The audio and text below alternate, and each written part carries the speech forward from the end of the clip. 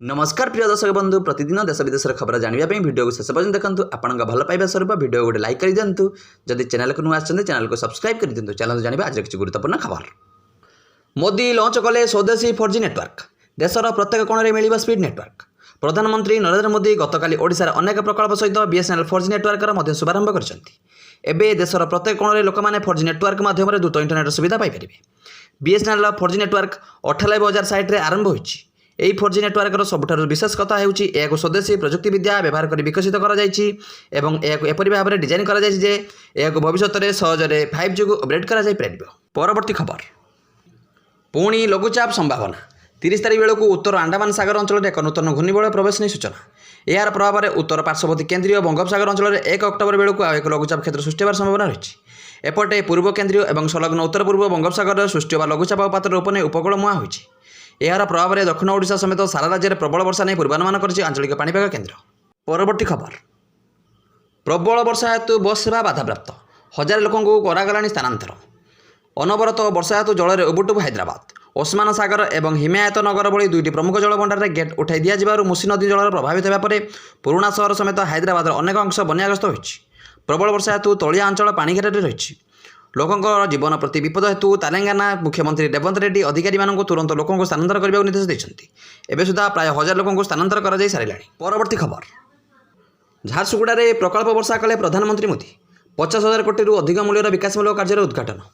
झारसुगुड़ा में प्रकल्प वर्षा कले प्रधानमंत्री मोदी 50,000 कोटी अधिक मूल्यर विकासमूलक कार्य उद्घाटन। सारा देश में 97,500 अधिक टेलिकम टावर कार्यक्रम। ओडिशा मोट 1700 कोटी रेल प्रकल्प भेटी। संबलपुर सरला मध्य 263 कोटी rail flyover. Koraput Baiguda railway देहकरणी 481 कोटी। ब्रह्मपुर सूरत मध्य अमृत भारत एक्सप्रेस शुभारंभ।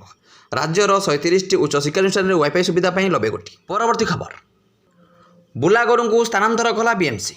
दुर्गा पूजा पूर्व सहर उपकंठर एक गौशाला को प्राय 200 गोरु को स्थानांतर कर जहाँफल पर्व समय लोके रास्तार बुलूवा गोरु द्वारा आउ असुविधा पड़े ना और ट्राफिक समस्या हेब ना। परवर्ती खबर। 10वीं पर्यटन मिल मागणा पाठ्यपुस्तक एणिकी ओडिशा रे चलिबो गोटिए बोर्ड। BSc और CHSE मिश्रण को मिला अनुमोदन।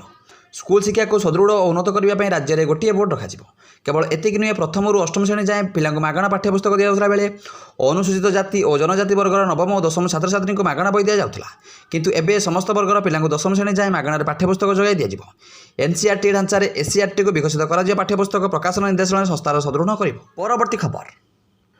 एशिया कप फाइनाल पूर्व पाकिस्तान आउ एक नाटक। हारिस जुर्माना देव PCB मुख्य। एशिया कप में भारत और पाकिस्तान खेलाड़ी मध्य देखा विवाद पर दृढ़ कार्यानुष्ठान नहीं ICC पक्षर भारतीय अधिनायक सूर्यकुमार यादव और पाकिस्तानी बोलर हारिस राउफ विरोध में कार्यानुष्ठान उभय मैच फी 30% काटा निर्देश दी जाए।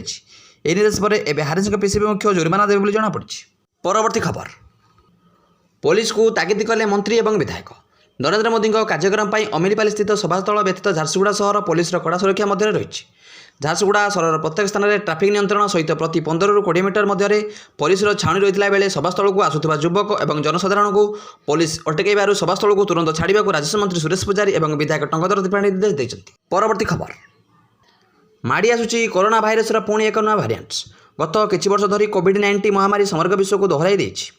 जदिओ टीका और चिकित्सा समय सहित आश्वस्ति प्रदान करिछि किंतु एही भाइरस विकसित प्रकृति चिंतार कारण रही। कोविड-19 निकट में उभा होता XFG भाइरस जहाँ टाटस कहुए पुणी थे चिंता सृष्टि करुच्ची। यही प्रकार चलित वर्ष जनवरी दक्षिण पूर्व एशिया प्रथम चिन्हट होता और बर्तमान यह अनेक देश में व्यापी। विशेषज्ञ अनुजाई मामला क्रमागत भाव में वृद्धि पाउछि और भारत समेत समग्र विश्व को सतर्क रहा पड़ो।